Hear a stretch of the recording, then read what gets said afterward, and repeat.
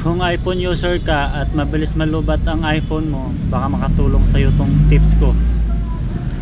Alam mo ba na laging naka-turn on ang Wi-Fi o kaya Bluetooth mo? Nakakala mo naka-turn off na.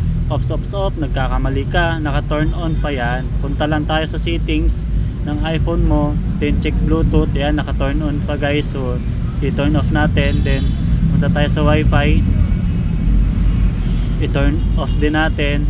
Then check natin guys, magbabago, makikita nyo yung pagbabago. Yan.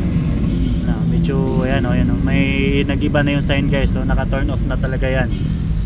Then pangalawang tips, punta tayo sa display and brightness. Wait lang, hanapin lang natin.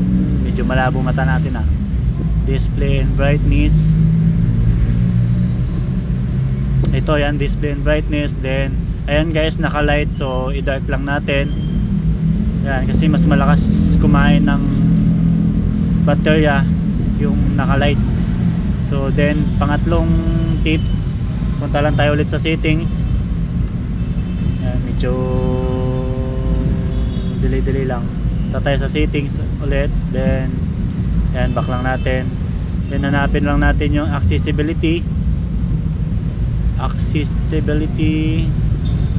Nasa taas yata banda.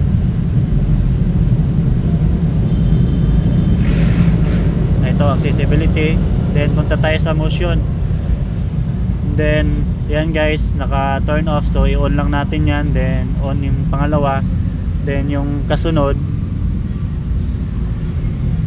yung tatlong magkasunod guys na naka-on, i-off lang natin yan. Yung dalawa lang ititira natin naka-on. Yan, check lang natin yung tatlo guys. Yan. Yan, kung legit sa inyo at nakatulong, pa-like na lang and share. Thank you.